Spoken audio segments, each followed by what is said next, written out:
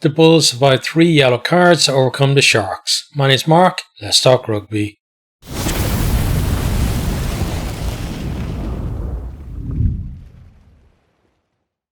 Another fantastic game of rugby, and for my money, at least from what I've seen of South Africans in the URC, this is the best atmosphere I've seen in a South African derby in the URC. It was absolutely fantastic. Crowd were just up for it as well. And it's brilliant, and it's just great to see. What was it, 43,000 at the semi-final? So just shows how much this competition is growing, and again, how much South Africa bring to the competition. Like those people who say South Africa shouldn't be in the competition, whatever. It's nights like this that why they're in there. They're gonna bring this fantastic atmosphere and drama, etc., to the competition over hopefully many years, and they're going to build up massive rivalries as well with the other teams in the URC. So I'm just looking forward to how big this competition is going to grow to in the future as well, and South Africa again going to be an integral part of that, I think. So let's talk about the game itself. So Bulls, their handling kind of letting them down early on, like under pressure. The Sharks very quick off the line in their defense, but the Bulls are, first half at least, absolutely monstering the Sharks in the scrum. They managed to push the Sharks off their own ball 10 meters from the Bulls line. They then move it and they try to break from right on their own line, but then Hooker intercepts to go over for the Sharks. TMO check though rules it out because the entire Sharks backline were offside at the scrum. So Bulls then they come forward, they strike off a line out off the top to Papier. He darts through a gap, breaks the line, then he finds de Klerk and he just puts on a bit of footwork and over to score. And I think he was a bit lucky because there was somebody outside him. I think it was Leroux. I'm not sure, but whoever it was not happy with the fact that he wasn't passing the ball because they had an overlap. But once he saw obviously the footwork and the score, he kind of forgave him then. That's converted for 7-0. Great start for the Bulls. Sharks then managed to turn the ball over in the maul. Their award then a scrum in the Bulls half, and up to this point, they've just, as I said, just been getting absolutely monstered. Much better in this one though, and they get some go forward once they move it. Carrying well, but then Mapimpi gets bundled into touch. But in fairness to Mapimpi, absolutely fought tooth and nail to stay, in field. And it took about 2 or 3 of them to actually finally get him out. Houston then pinged for playing the 9, and Jaden Hendrickson calls for the tee from 60 meters out. He's got the distance on the kick, but not the direction. And I thought we might have seen a bit more of that from the Sharks, as the game went on when they were kind of chasing down, but you didn't see too many long distance kicks. Then Bulls making ground with big carries from the forwards. Van der Merwe gets them to within 5 meters, but then they get turned over. Jaden Hendrickson, he looks to kick the ball clear, but then he slips over and the ball goes to the Bulls. De Klerk then cross kicks to Moody, who scores in the corner, but Pimpy was a bit too far in field really to cover that cross kick. Conversions missed, 12-0, and I'm sure there's plenty of people in Munster who really enjoyed that slip from Hendrickson there. A bit of maybe karma, they might see it as that. Then Bulls and fringe just outside their own 22, and Jordan Hendrickson pops it over with 12-3. But Pimpy then makes a great break up the middle, off the Fassi. Voxel though, he tackles him, does really well in that one, but he doesn't release. So he goes to the bin. Then Jordan Hendrickson off target from the kick, and that was a kick I expected him to get. I actually wrote in my notes that it was 12-6, but then he actually missed it. Houston then, he lands a penalty for the the Bulls, and that makes it 15 points to 3. Then Sharks then begin bossing the possession and are putting pressure on the Bulls. Hanekom goes to the bin for a tip tackle on Khaleesi, and it was mitigated because one of the Sharks players also come in at the same time and kind of cause more rotation in the tackle. Bulls down to 13 at this stage. Sharks go to the corner from the penalty.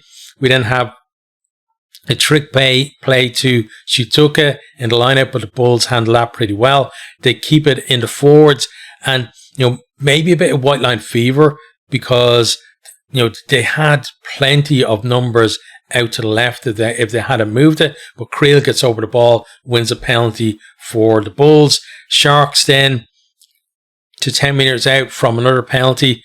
The maul makes good ground. Bulls infringe on Kotsia. He goes to the bin now. So they just briefly gotten back to 14. Vorster had come back out of the bin, but then now he's gone in, so they're back to 13 again. And it really felt like this was the crucial time in the game, even when you're watching it. You see it so often in games. If a team who are like backs against the wall, if they can keep the opposition out, it can actually break them at that stage, because it's always going to be in their mind that we should have scored there, and we should have an extra 5 or 7 points or wherever it is when they're chasing the game. So from here, then,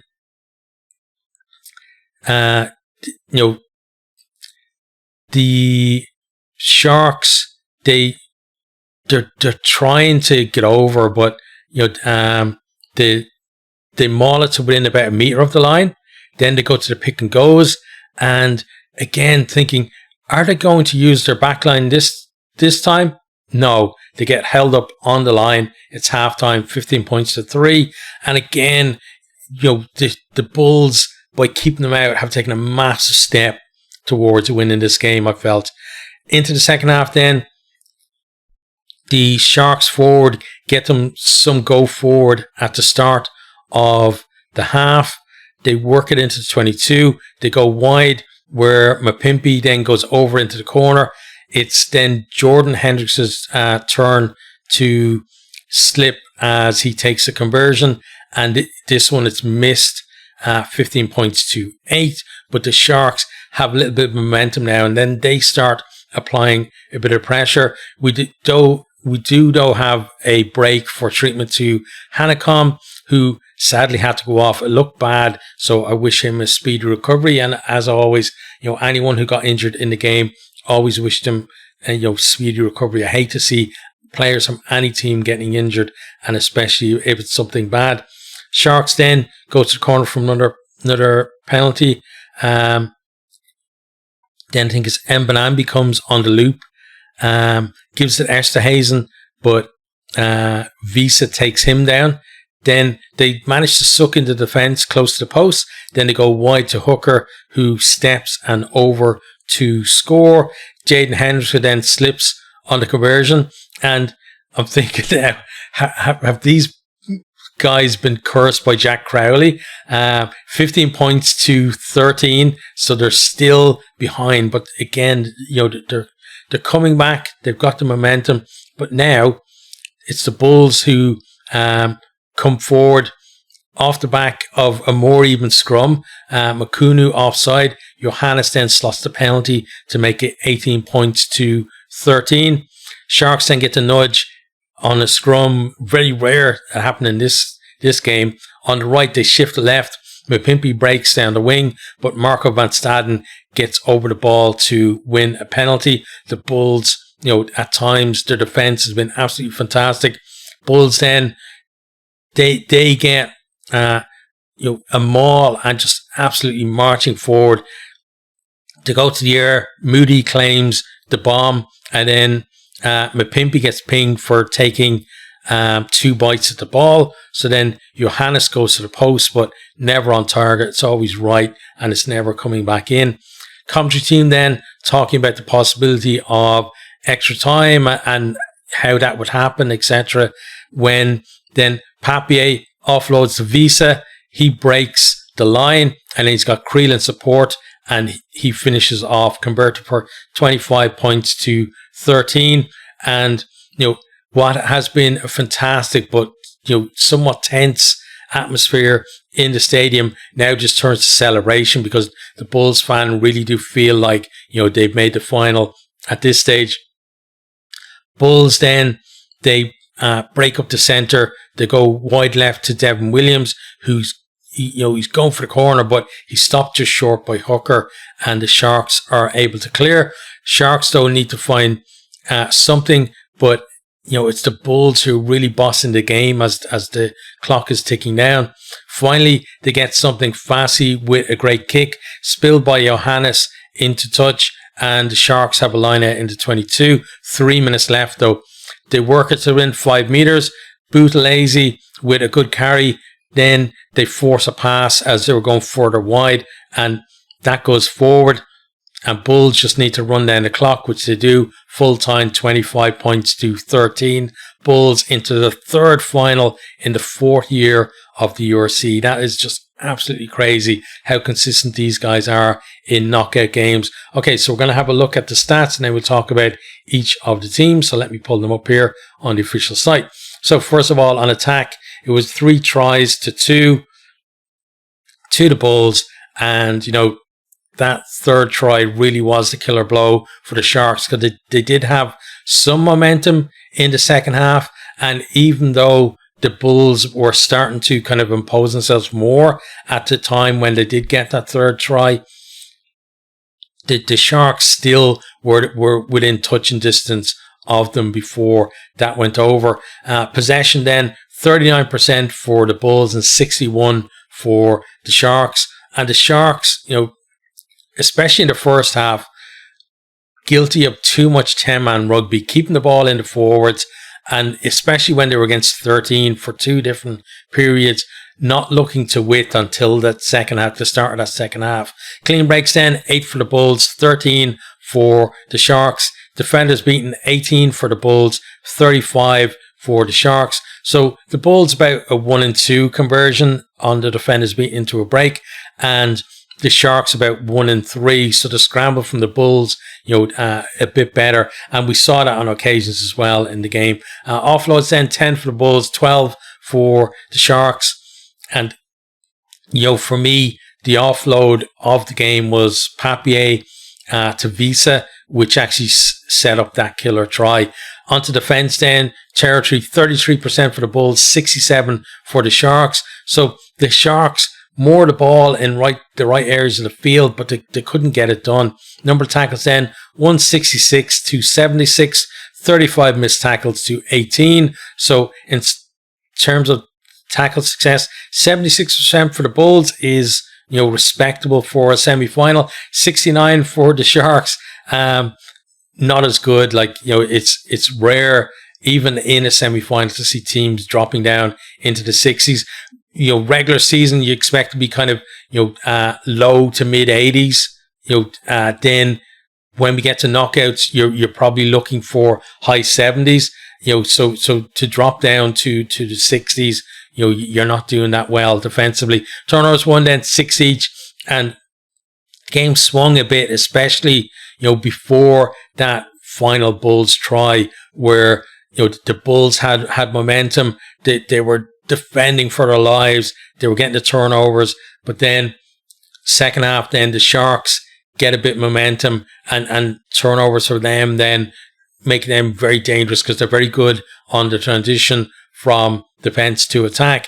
Onto kicking then, kicks retained, 4 for the Bulls, 5 for the Sharks. But one thing that the Bulls I thought did very well, especially Kane and Moody, was getting up there, and whether he's winning the ball or not, he's making it an absolute fight for the Sharks to actually get the ball, which means that the ball often isn't going to be all that clean, and it could come back in the Bulls side or wherever. So I thought he did really well in the air. Penalties then, 9 penalties conceded by the Bulls and 11 for the Sharks. The Bulls, the problem the Bulls had was some of the penalties were seen as cynical, and Also, the fact that they gave them away in a big batch all around, that kind of halftime period there, where they obviously had 3 players in the bin, but around that period they get 2 players in quick succession sent to the bin as well. On to players, then tries. So no double try scorers. So Creel for the Bulls and Mapimpi is there on the stats.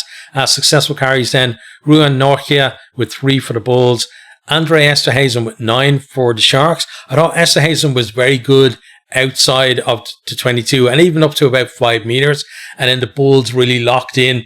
They saw him as a massive threat and they just made sure they got to him before he could build up any kind of head of steam, because if he did, they knew he was probably getting himself over the line or drawing in defenders and offloading for somebody else to go over. Clean breaks then, Sebastian de Klerk with 2 and Makazole Mapimpi with 4. Mapimpi, the guy, even in the losing side, he's always going to have a threat. And same in this game, the defenders beating then de Klerk with 7 and Mapimpi with 6.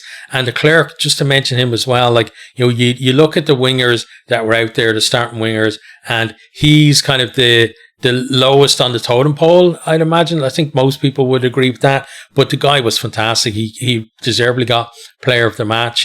He got himself a try. He put in, not just put in the cross kick for the Moody try, but had the presence of mind to see it as well, to get there. And defensively as well, I thought he was excellent. Meters made then, de Klerk with 98 and Mapimpi with 121.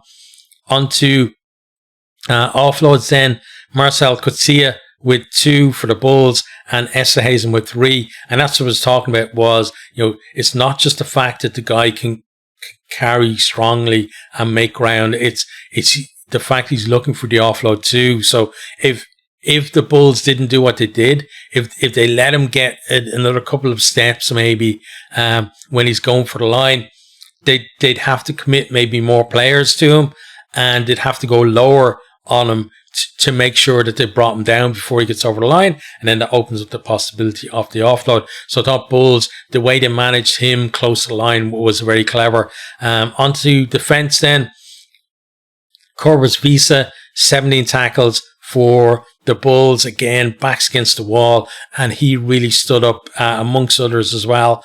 Then 8 tackles for Vincent Chituka, and I thought his brother as well. His brother came on for the Sharks round about halftime, I think a little after halftime. I thought he come on and gave them real kind of impact as well. Turnovers 1 then, David Creel with 2 and Lukanyam with 2.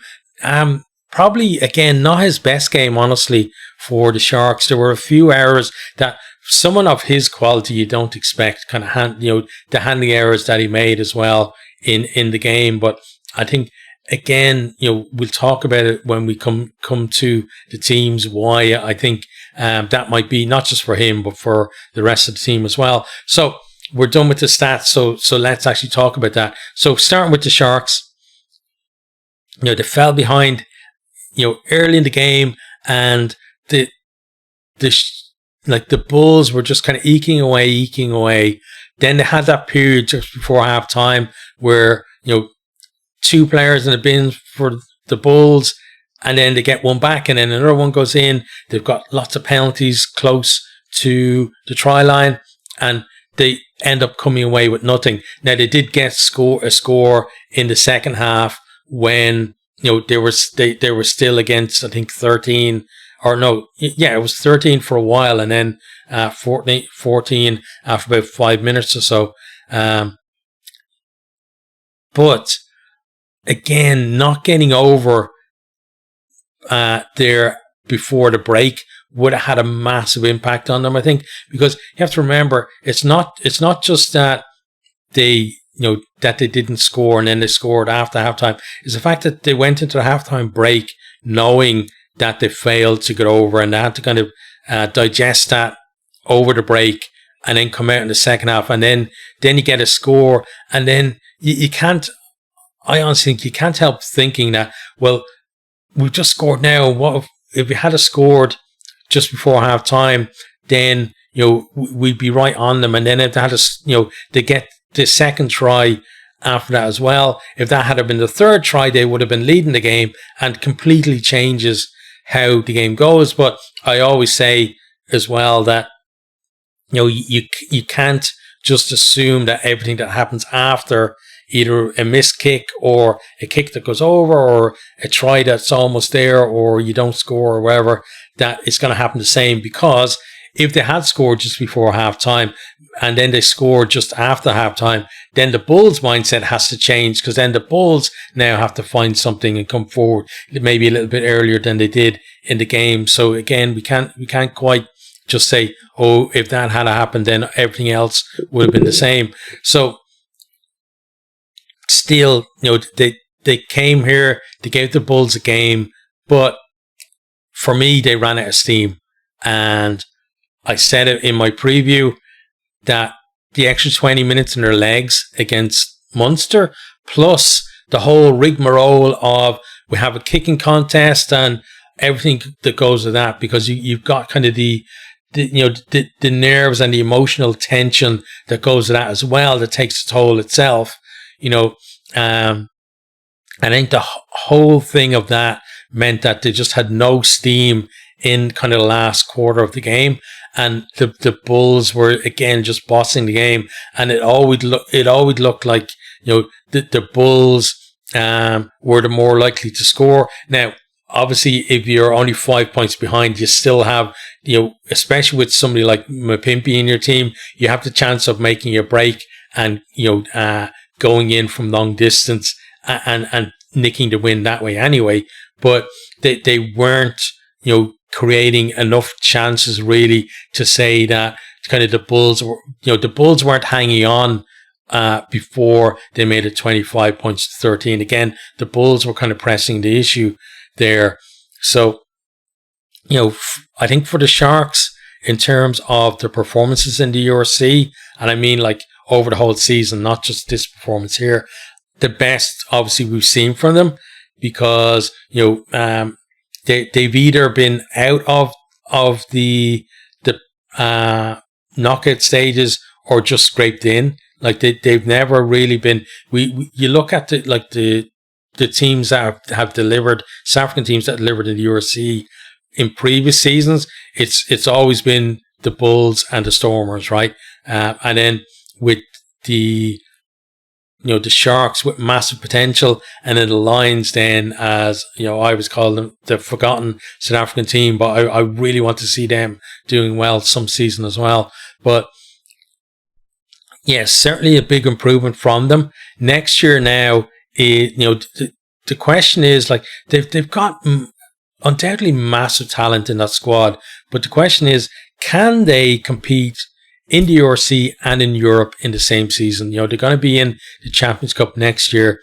Are they actually going to, are they going to do what they did 2 years ago, where they prioritized Europe and, they finished whatever it was, 13th or 14th in the URC? Or are they going to be able to compete on two fronts? I'm not sure, but whatever it is, like, this team, they've obviously got the potential to win this and to go far in Europe as well, but we're not, and I mean in Champions Cup rather than in the Challenge Cup, but we haven't seen either of those really being realised from them. So we're just kind of to wait and see what happens with them. The Bulls then, fantastic performance tonight. They had to soak up that pressure during the yellow card periods. They did it really well. And who was it? It was Rian.